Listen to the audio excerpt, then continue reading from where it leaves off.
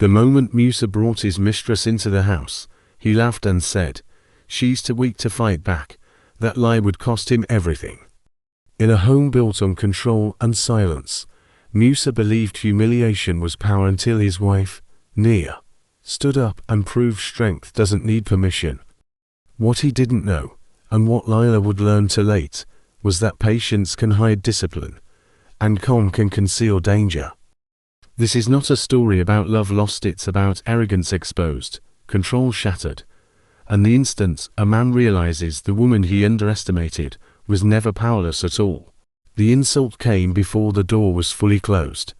"She's too weak to fight back," Musa said, his voice loud enough to echo against the walls of the house he and Nia had built together. He said it casually, as if stating a harmless fact, as if weakness was something measurable and already proven. Standing beside him was another woman, Lila, well-dressed, alert, her lips curved in a smile that did not belong in that space.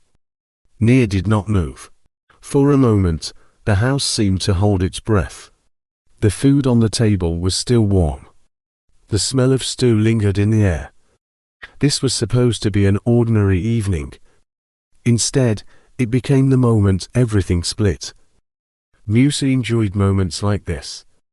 He liked control, especially when it came wrapped in spectacle. Bringing Lila into the house was not a mistake or an accident. It was deliberate. He wanted witnesses. He wanted submission. Most of all, he wanted Nia to break.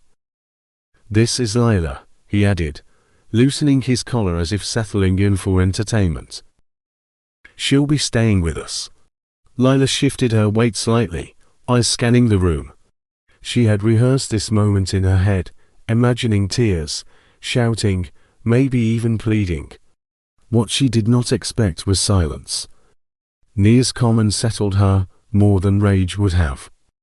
"You didn't tell me," Nia said finally. Her voice was steady, controlled. Musa laughed. "There was nothing to tell. You wouldn't stop me anyway." That was when Lila spoke. "He told me you don't fight. That you just accept things."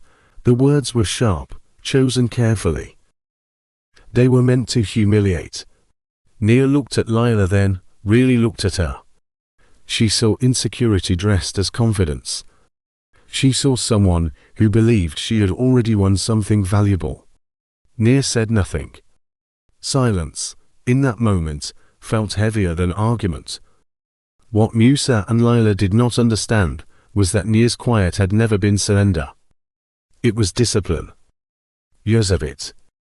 Long before Musa entered her life, before marriage reshaped her priorities, Nia had lived under a different rhythm, one of training, endurance, and control.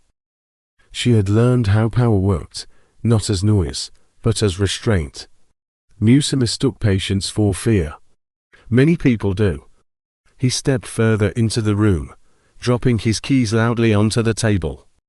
"You can either accept this," he said, "or make things difficult for yourself." The threat hung there, unspoken but clear. Nia stood up slowly. Not in defiance, not in panic. Simply standing, as one does when a decision has already been made. She pushed her chair back with deliberate care. The movement caught Musa's attention. He smirked. "Oh," he said. "You're going to do what exactly?" This was the moment the story truly began, not with violence, but with revelation waiting just beneath the surface. Nia's composure was not accidental, it was trained. It had been tested under pressure far greater than this living room performance. She took a step forward. Musa laughed again, louder this time. "Don't embarrass yourself." Lila's smile faltered. In many African narratives, power is misunderstood by those who shout the loudest. True strength often waits, observing, until arrogance exposes itself fully. This was one of those moments. The room had already chosen its truth. Musa simply hadn't realized it yet. Nia looked at both of them and spoke calmly. "You came here to humiliate me," she said. "You succeeded in revealing who you are. That was all the warning she gave. What followed would dismantle every assumption Musa had built his confidence on. But for now, in this first fracture of the evening, the balance of the house had already shifted. The insult meant to break Nia had instead marked the beginning of Musa's undoing, and the silence that followed was no longer empty, it was charged. Nia did not rush what came next. She stepped fully away from the chair, placing her feet firmly on the floor, shoulders relaxed, posture straight. To anyone who understood physical discipline, the shift was unmistakable. To Musa, it meant nothing. He was too busy enjoying the moment he thought he controlled. "Sit down," he said, pointing at the chair as if addressing a child. "You're not about to create a scene." Lila watched closely now. Something in Nia's stillness unsettled her. This was not how powerless people behaved. Still, she clung to Musa's confidence, believing his certainty must mean safety. Nia ignored the command. Instead, she reached for the pot on the table and moved it aside, clearing space with deliberate care. The action was calm, almost domestic, but it carried an intention that made Musa frown. "What are you doing?" he asked. "Making room," Nia replied. Musa scoffed. "For what?" "For the truth," she said. He stepped toward her, closing the distance, his voice dropping into something sharper. "You think you can intimidate me now?" After all these years, Nia met his eyes for the first time since he entered the house. There was no anger in her expression. No fear either. Just clarity. "You never asked who I was before you," she said. "You were too busy deciding who you wanted me to be." That sentence landed harder than Musa expected. He felt irritation flare, quickly masked by a grin. "Whatever you were before doesn't matter now." "It does," Nia said. "Because it never left." She moved. The motion was fast, precise, and controlled. One moment Musa was standing comfortably close, the next his balance was gone. Nia's hand locked onto his wrist, twisting just enough to force compliance, not enough to injure. Years of muscle memory guided her. Pressure, angle, timing, everything aligned. Musa gasped, shock flooding his face as pain shot through his arm. "What?" he started, but the rest of the sentence dissolved into a groan as Nia shifted her weight and guided him down. The sound of his body hitting the floor was heavy and final. Lila screamed. She stumbled backward, knocking into the wall, eyes wide as she watched Musa pinned, his arm controlled with terrifying ease. This was not a struggle. This was mastery. "Get off me," Musa shouted, panic breaking through his bravado. "You're crazy." Nia leaned slightly closer, her voice low and even. "This is control," she said. "Not madness." She released him abruptly and stepped back.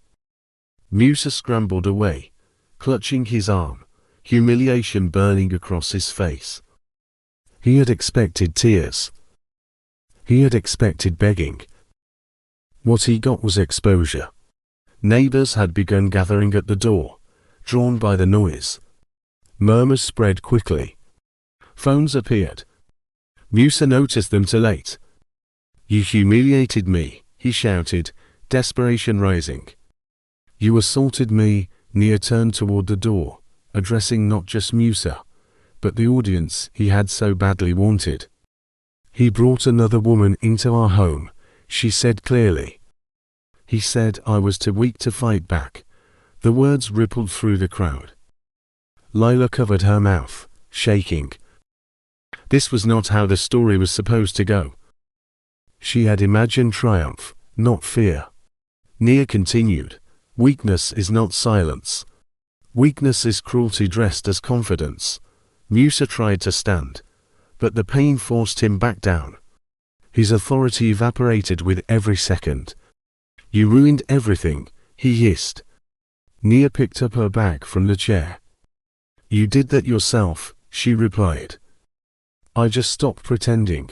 She walked past Lila without a word. The woman shrank under her gaze, suddenly aware of how small her victory truly was. Outside, the night air felt different, lighter. Behind her, Musa's voice echoed, no longer commanding, no longer certain. Just noise. For the first time in years, Nia did not carry his weight with her. The night did not end when Nia stepped outside. In many African tales, the night is only the doorway, the place where truth removes its mask and follows you home.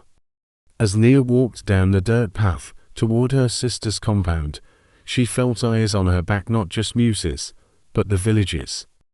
Stories had already begun to travel faster than her feet. By morning, everyone would have a version. Some would say she attacked her husband. Some would say she was possessed by spirits.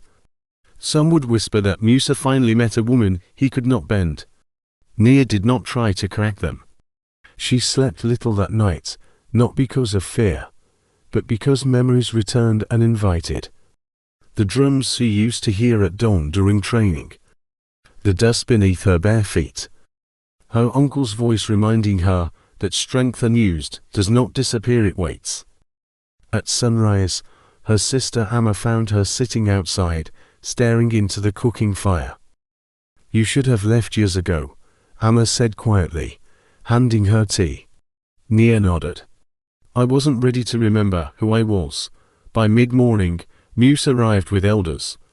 He came with a wrapped arm, exaggerated pain, and the confidence of a man who believed tradition would protect him.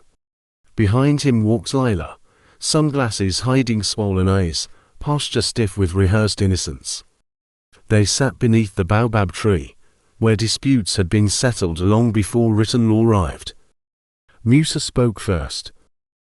She attacked me, he said loudly. In my own house. In front of witnesses, murmurs followed. Heads tilted. Elders watched Nia closely, not unkindly, but carefully. And why, the eldest asked, was another woman in your house? Musa hesitated. Just a fraction. Enough. She's my guest, he said. That is my right. Amma scoffed before she could stop herself.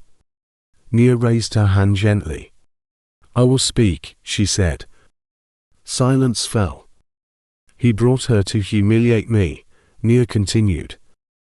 He said I was weak. He put his hands on me first. Lila shifted. The elders noticed. Is this true? One asked her. Lila opened her mouth, then closed it. Musa shot her a warning look. The kind that once controlled Nia. I said she wouldn't fight back. Lila whispered finally. That was enough. The elders leaned back. Judgment formed not in anger, but in disappointment. In African stories, shame carries more weight than punishment. Musa, the elders said, you mistook silence for permission. That is not our way, Musa protested. She embarrassed me. She made me look small. You did that yourself, the elder replied. The decision was swift. Nia would return to the house to collect her belongings. Musa would provide support for her transition. The marriage would stand only in name until formal separation. Musa's face hardened. He had lost something he didn't know he was gambling. That afternoon, Nia returned to the house she once called home. Lila was there, packing hurriedly. They stood facing each other in the narrow doorway. I didn't know, Lila said again, desperation clinging to her voice. Nia looked at her carefully. You knew enough, she replied. You just didn't care. Lila flinched. What will you do now? She asked. Nia picked up a carved staff from the corner one Musa never asked about. I will stop hiding, she said. Outside, children watched her leave, eyes wide with curiosity and awe. Women whispered. Some smiled. That evening, Musa sat alone in the house, surrounded by silence thicker than any insult. He realized something too late. In the old stories, when a man underestimates quiet strength, the lesson does not end with one defeat. It unfolds slowly, publicly, and without mercy. And Nia's story had only begun. The days that followed settled like harmattan dust, thin but impossible to ignore. Nia stayed with Amma, helping with chores, speaking little, listening much. In African villages, listening is never passive, it is how power measures distance. Every visit, every greeting, every pause carried information. Musa tried to regain footing. He visited elders again, louder this time, bringing gifts, invoking customs selectively remembered. He spoke of disrespect, of public shame, of a wife who forgot her place. The elders listened, accepted the kola nuts, and said nothing but promised him victory. At night, Nia trained. Not openly. Not with drums or ceremony. She rose before dawn and moved behind Amma's compound, where tall grass hid memory. Her body remembered before her mind did. Balance. Breath. Precision. Each motion returned like an old scar that no longer hurts but never vanished. She was careful with her strength. African wisdom teaches that the leopard does not announce its spots. Musa noticed change before he understood it. When he passed her in the market, Nia met his eyes without flinching.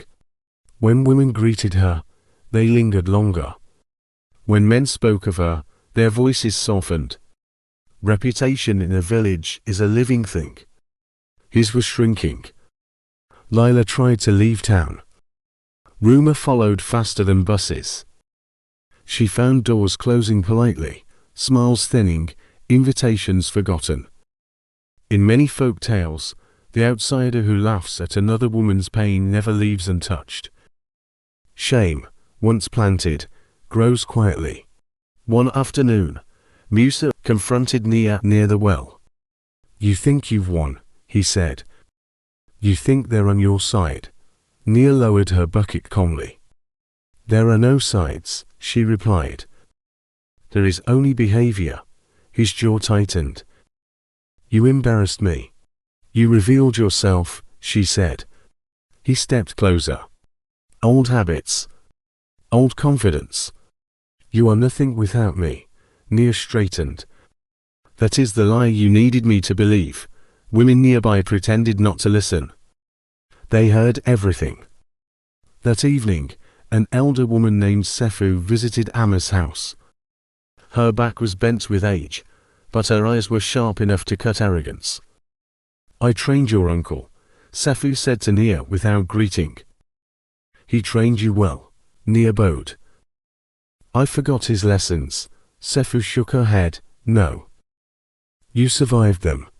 She stayed long into the night, speaking of balance, of restraint, of consequences.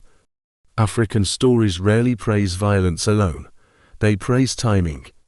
When Sefu left, she placed a beaded cord in Nia's palm. "For clarity," she said. The next market day, Musa tried one final performance. He arrived with Lila, defiant, holding her hand, as if daring the village to object.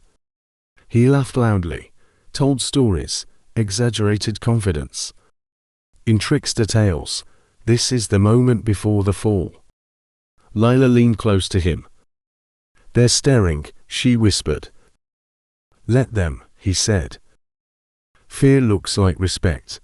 Nia approached slowly, carrying nothing but the beaded cords tied down her wrist. She did not raise her voice. She did not accuse. "Musa," she said, "return what belongs to me." People stopped moving. He scoffed. "You want attention now, I want closure." He laughed again. Too loudly. "Take it by force then." The invitation hung in the air, heavy and foolish. Nia stepped closer. Her movements were small, controlled. When Musa reached for her arm, the village saw only a blur, a shift, a man suddenly off balance. She did not strike him. She redirected him, guided his momentum into the dust. He landed hard, dignity bruised deeper than skin. Silence exploded.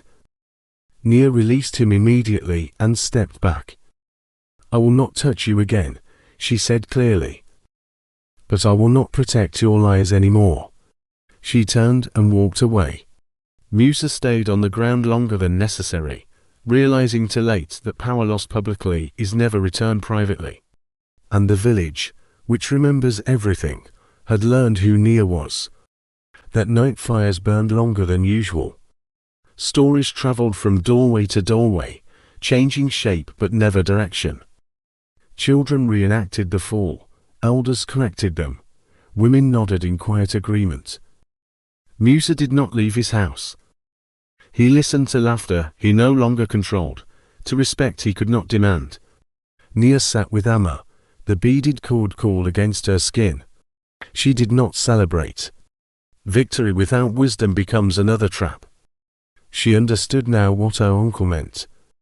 Strength unused weights, but strength revealed reshapes the ground beneath everyone's feet. Tomorrow, consequences would arrive quietly. And when they did, she would stand, not as a wife, not as a victim, but as a woman the village could no longer ignore. The moon rose, pale and watchful. Nia closed her eyes, breathed, and let the night witness her promise.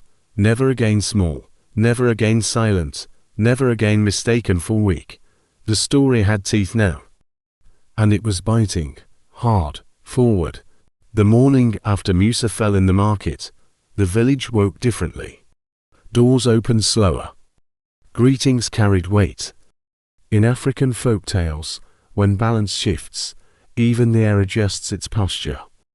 Musa did not appear outside. His house remained closed, a silent drum refusing to be played. Nia, however, moved through the day, as if nothing extraordinary had happened. She fetched water. She greeted elders. She laughed with children. Power, when genuine, does not announce itself. By midday, Musa's mother arrived. She was a woman known for her sharp tongue and sharper pride, wrapped in expensive cloth, chin lifted as if defying gravity itself. She did not greet Amma. She did not greet Nia. She sat. "My son has been disgraced," she said flatly. Amma folded her arms. By his own hands, the older woman ignored her. Her eyes locked on Nia. "You were given a home, a name. Protection." Nia met her gaze. "I was given silence and insult. You forget yourself," the woman snapped. "You forget your place." Nia's voice remained calm. "I remembered it. That was when Musa entered. His arm was bandaged. His face tight with humiliation. He did not sit. He stood behind his mother like a boy hiding behind tradition. "You've poisoned them against me," he accused. Nia tilted her head. "Truth does not need poison." His mother slammed her walking stick against the ground. "Enough. This ends today. You will return. You will apologize. Or we will make life difficult." The threat was old, familiar, and tired. Nia stood slowly. "You already did." Silence followed her words. Not the heavy silence of fear, but the clean silence of finality. "I will not return," Nia continued. "And I will not apologize for surviving." Musa stepped forward, rage cracking through his restraint. "You think you're powerful now." Nia looked at him not with anger, not with love, but with clarity. "No," she said. "I know you are not." That was when he lost control. He raised his voice, shouting accusations meant to shame her publicly. But something had changed. The insults fell flat, like arrows striking water. The women nearby did not look away. The men did not laugh. Musa heard his own voice echo without support. Realizing he was losing ground, Musa turned to force. He grabbed Nia's wrist. The mistake was immediate and absolute. She moved without hesitation, a twist, a step. His balance vanished again, but this time she did not take him to the ground. She leaned close, her voice low enough only he could hear. "Touch me again," she whispered, "and this village will learn a new story about you." She released him. Musa staggered back, shaken not by pain, but by certainty. He saw it then. The thing he never understood. Nia was no longer reacting. She was deciding. His mother pulled him away, hissing curses as they retreated. Pride salvaged nothing. That evening, elders came again, not summoned, but curious. Stories demand witnesses. They spoke of separation, of responsibility, of Musa's obligations. Property, livestock. Land use. Every decision peeled another layer from Musa's authority. Lila left the village that night. No ceremony. No farewell. Just a hurried departure under darkness. In folk tales, those who profit from cruelty never stay long enough to see the harvest. As days passed, Nia's presence grew. Women sought her counsel. Young girls followed her steps. Not because she was violent, but because she was unafraid. She began teaching quietly at first. Balance. Awareness. How to fall without breaking. How to stand without provoking. She taught them what elders once taught warriors: control before conflict. Musa watched from a distance. Every laugh felt like theft. Every greeting Nia received felt like judgment. He tried to reclaim authority by force of voice, by invoking tradition louder each time. But tradition had already shifted away from him. One night, alone in his house, Musa broke something. Not furniture. Not walls. He broke the story he told himself.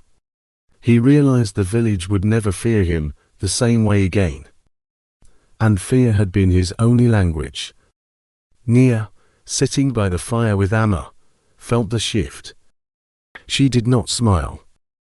African folk tales warn that wounded pride often seeks its final expression in desperation. The leopard, cornered, does not retreat, it leaps. Nia tied the beaded cords tight around her wrist. The story was not finished. Not yet. The leap came sooner than Nia expected. It arrived not with shouting or threats, but with silence, the dangerous kind that settles before a storm. Musa stopped appearing entirely. No market. No elders. No arguments. In African storytelling, when the trickster grows quiet, it means he is counting, not surrendering. Nia felt it in her bones. The beaded cord itched against her wrist, as if warning her that still water often hides depth. 3 nights later, just before dawn, footsteps crossed Amma's compound. Nia was awake. She had been awake 4 hours, listening to the way the village breathed at night. When Musa stepped into the yard, his shadow stretched long and distorted by moonlight. He carried no weapon. He did not need one.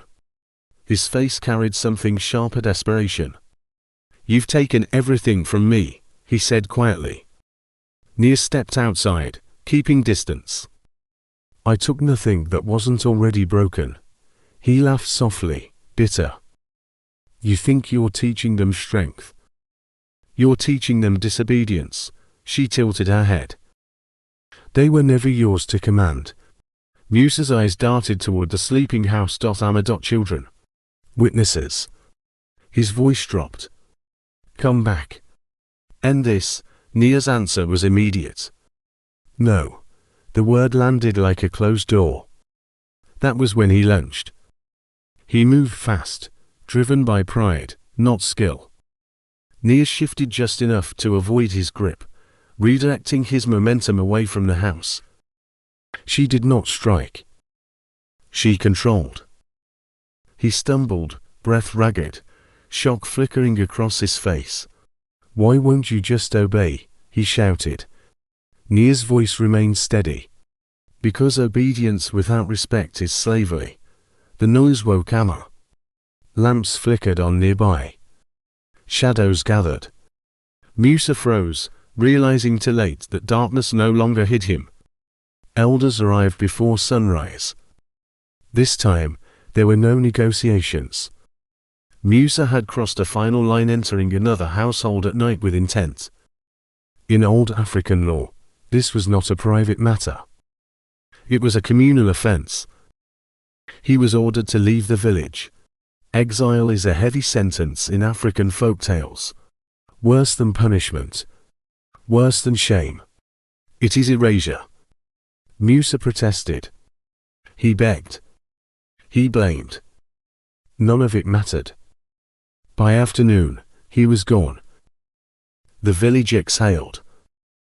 Weeks passed. Life reassembled itself around new centerpieces. Nia's training circle grew. Women from nearby villages arrived quietly, bringing daughters, sisters, themselves. Nia did not promise revenge. She taught awareness. She taught how to speak, how to stand, how to leave before fists ever rose. One evening, Sefu returned. "You've done well," the elder woman said. Nia shook her head. "I only stopped lying to myself." Sefu smiled. "That is the hardest fight." They sat by the fire, sharing silence thick with meaning. Sefu spoke of lineage, of women warriors hidden in footnotes of history, of stories erased by men who feared them. "You are becoming a story," Sefu said. Nia frowned. "I don't want to be legend." "You don't get to choose that," Sefu replied. "Only how truth carries your name." Far away, Musa drifted between towns, his reputation arriving before he did. Doors closed politely. Jobs disappeared mysteriously. In every place, he blamed Nia, never himself. That is the fate of men who mistake dominance for identity. Months later, word returned to the village. Musa had tried to start again elsewhere. He failed. Again. Each failure sharpened his resentment. The story he told himself twisted further, until blame became obsession. Nia felt it again, that pull in her chest. The warning. African tales teach that exile does not end conflict, it ferments it. One night, as Nia closed the training circle, a stranger approached. A man she did not recognize, eyes shifting, voice cautious. "You should be careful," he said. "Some wounds don't heal in distance." Nia met his gaze. "Neither do they heal in silence." She thanked him and watched him leave, heart steady but alert. That night, she dreamed of dust and drums, of a leopard pacing just beyond firelight. She woke before dawn, calm but ready. Strength was no longer something she hid or flaunted. It was something she carried, like breath. Some stories end when the villain leaves. African stories know better. The test always returns, wearing a different face, demanding a final answer. And Nia was done running from hers. The return did not come with Musa's footsteps. It arrived first as rumor, thin as smoke but impossible to ignore. Traders whispered of a man asking questions, offering money for information, anger wrapped in false humility. Nia heard the name before she saw the face.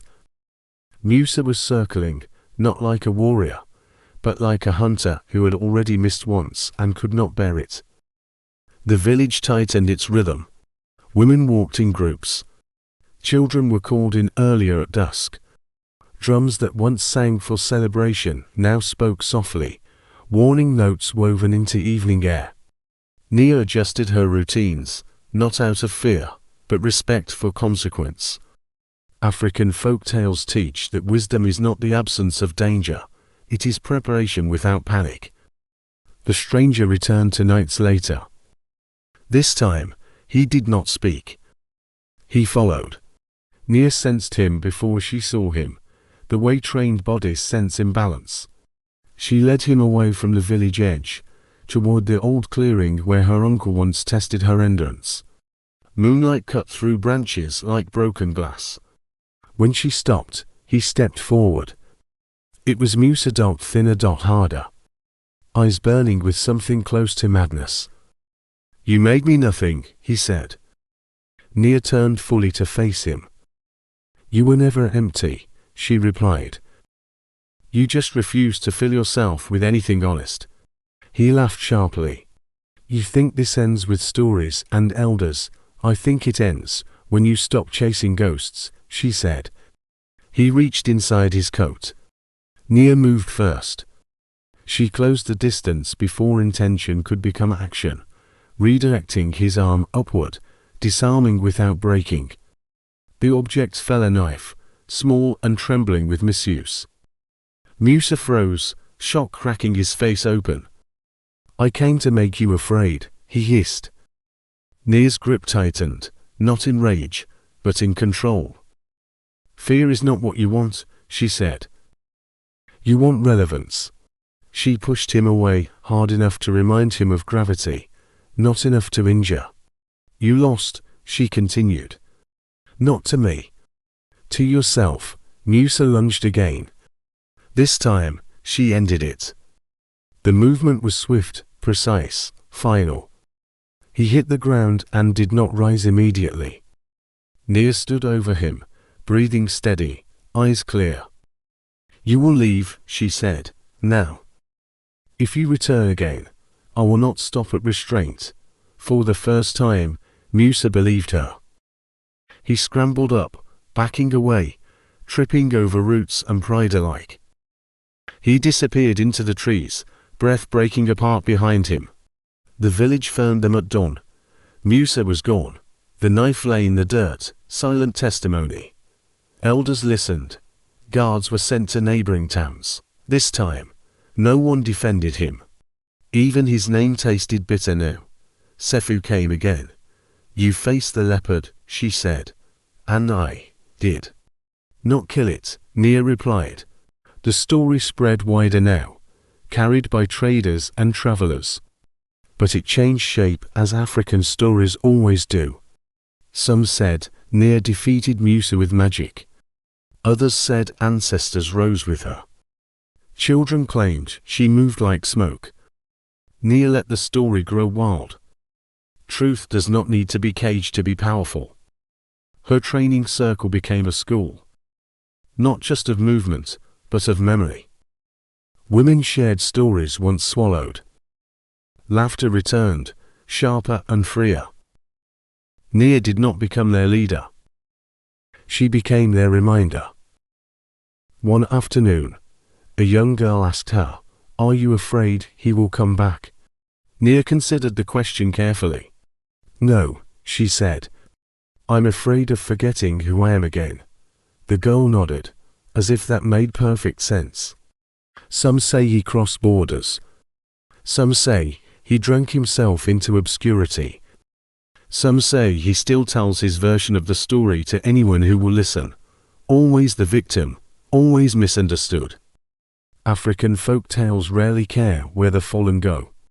They care where the standing remain. As the season shifted, rain softened the ground Musa once struck. New growth erased old footprints.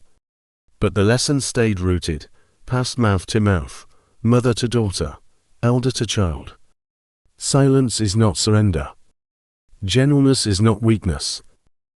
And those who mistake kindness for fear will eventually meet truth without mercy. Nia walked home at sunset, the beaded cord warm against her skin. She did not look over her shoulder. The past no longer followed her. The story had turned. Only 3 steps remained before its final shape would be revealed. The rains arrived early that year, heavy and impatient, drumming against roofs and memories alike. With them came visitors, women from neighboring villages, then men, then elders who had once dismissed whispers as exaggeration. They came not for spectacle, but for understanding. In African folk tales, When rain changes its season, it signals a shift in order. Nia welcomed them all. She did not demonstrate violence. She taught balance. She spoke of listening before reacting, of strength that begins in the spine and ends in choice. Still, what drew people was not technique. It was the quiet authority of someone who had survived humiliation and refused to become cruel. One evening, during a gathering beneath lantern light, an elder named Cato stood. "We have told stories of warriors," he said, "but rarely of restraint. Why did you spare him?" Nia did not answer immediately. She watched the flames bend in the wind. "Because ending him would have ended only one problem," she said. "Letting him live forced him to face himself." Murmurs of agreement followed. A proverb surfaced, spoken by different mouths at once. "The man who runs from truth will trip over it in the dark." News of Musa reached them weeks later. He had been arrested in a distant town after attacking another man in a bar, rage spilling without direction. This time, no one intervened. No elders. No traditions to hide behind. The law took him quietly. Lila's fate followed a different road. She returned to her mother's village, reputation fractured, youth dimmed by experience. One afternoon, she appeared at the edge of Nia's circle, standing apart, uncertain. "I don't expect forgiveness," Lila said, when Nia approached. "Good," Nia replied. "Forgiveness given too easily becomes meaningless." They stood in silence. "I thought power was loud," Lila continued. "I was wrong." Nia studied her. "Power reveals itself over time," she said. "You still have some." Lila nodded, tears slipping free.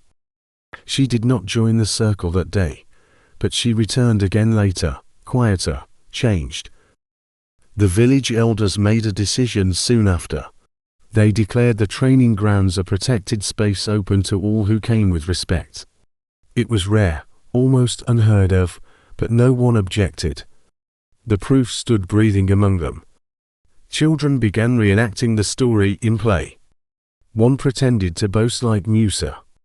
Another played Nia, calm and unmoved. The endings changed depending on who told it. Sometimes Musa learned. Sometimes he fled. Sometimes he fell. Nia watched without correction. Folk tales live because they adapt. One night, Sefu brought out a bundle wrapped in cloth. "This was your uncle's," she said. Inside lay a ceremonial belt, worn smooth by time and sweat. Symbols of journeys, victories, losses etched into leather. "He always believed you would need it," Sefu added. Nia tied it around her waist, feeling weight settle where doubt once lived. That same night, drumming echoed from the far side of the village. A celebration, spontaneous and fierce. Women danced first, feet pounding certainty into the earth. Men followed, slower, thoughtful. Nia did not lead. She joined. As firelight climbed faces, an elder storyteller began shaping the tale aloud, voice rising and falling. "He brought his pride into the house," the elder said, "and thought humility would bow. But humility stood." The crowd responded with a hum, low and approving. Nia felt the ancestors close then not as spirits, but as patterns repeating, as lessons preserved through breath and bone. At dawn, she walked alone to the clearing where Musa once fell. Grass had reclaimed the space. Birds argued in branches. Nothing marked the violence except memory. She knelt and pressed her palm to the soil. "Let this end here," she whispered. The ground answered with silence, the most honest reply. When she returned to the village, a young boy ran up to her. "My mother says you are a story now," he said, grinning. Nia smiled. "Then tell it well." The boy nodded seriously, as if entrusted with something sacred.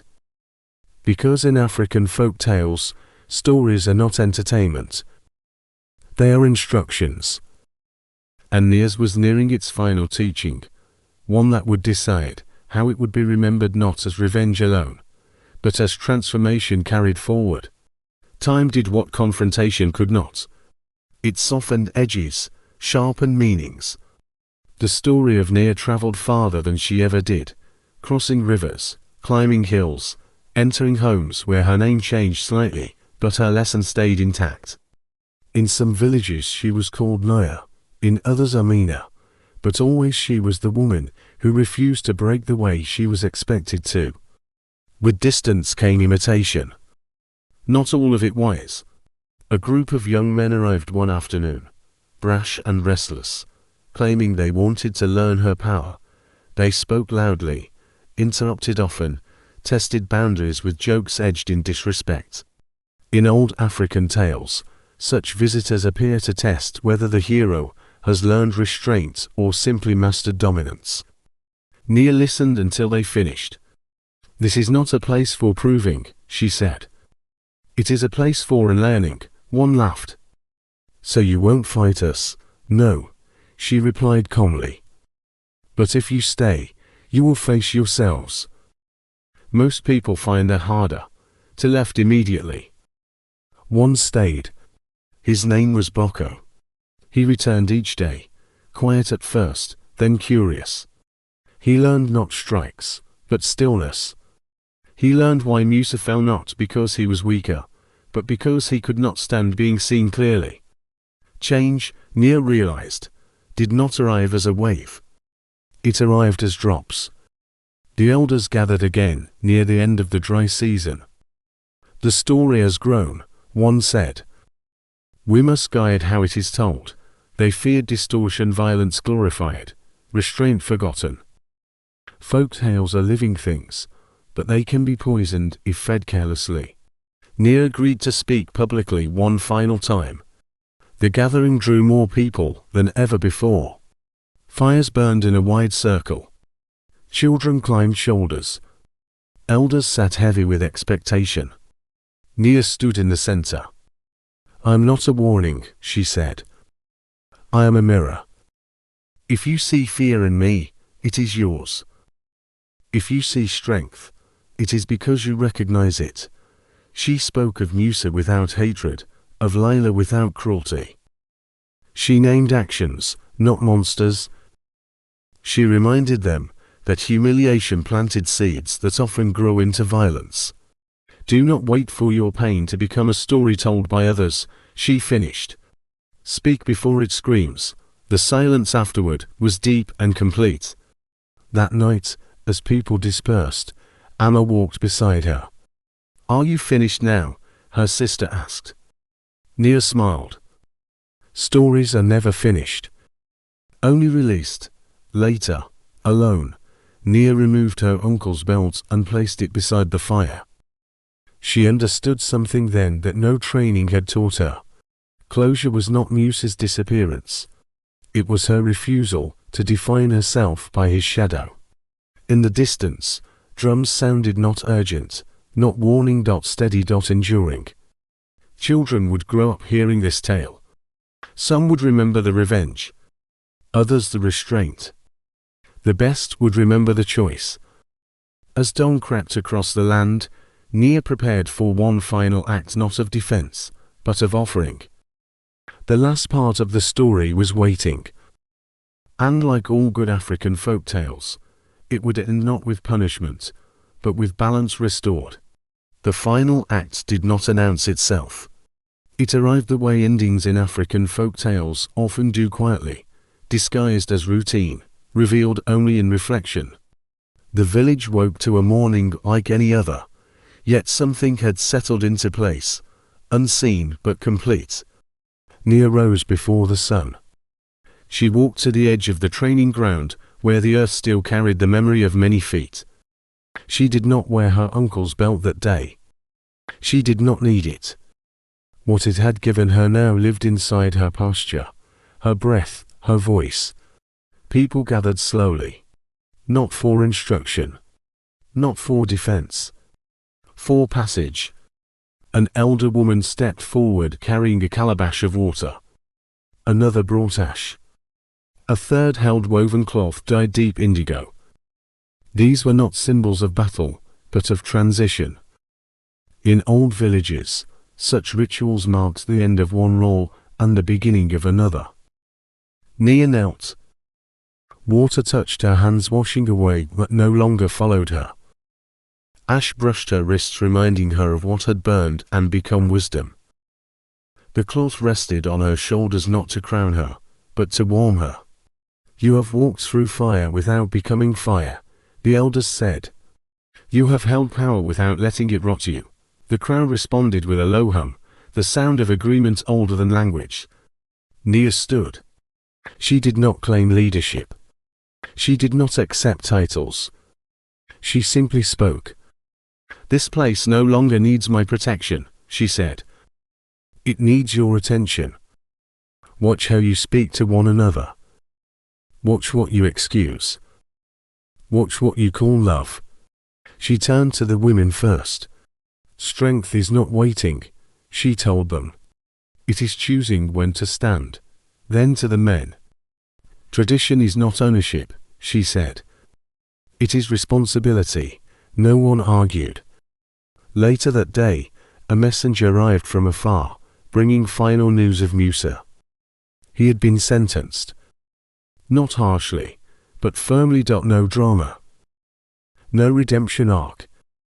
Just consequence. Nia listened and nodded once. "That chapter is closed," she said. As the sun dipped low, children gathered near the fire, demanding the story one more time. They always did. Nia did not tell it herself. Instead, she listened as a young girl took the role of storyteller, voice steady, eyes bright. She was quiet, the girl said, but not empty. He laughed, but he was afraid. And when the moment came, she chose herself. The listeners leaned in. The lesson had survived the telling. That night, Nia walked beyond the village alone, following a familiar path until the sounds of life faded behind her. She stopped beneath the stars and looked upward, thinking of her uncle, of the ancestors who shaped stories so future generations would not bleed the same way. "I remembered," she whispered. That was enough. She turned back. The village lights welcomed her not as a protector, not as a legend, but as a woman restored to herself. And so the story ends the way African folktales often do. Not with the fall of the cruel, not with the victory of fists, but with balance returned, dignity reclaimed, and a truth passed forward. Never mistake silence for weakness, never mistake patience for fear, and never build your pride on the belief that someone else will not rise, because one day they will, and the story will remember who stood and who was left behind. If this African folk tale moved you, challenged you, or reminded you of the quiet strength hidden in many voices, don't let the story end here. Share it with someone who needs to remember their power. Like the video to honor stories rooted in truth, tradition, and transformation. Subscribe for more African folk tales that carry wisdom, justice, and ancestral voice. And in the comments, tell us what part of Nia's journey stayed with you the most. Your voice keeps the story alive.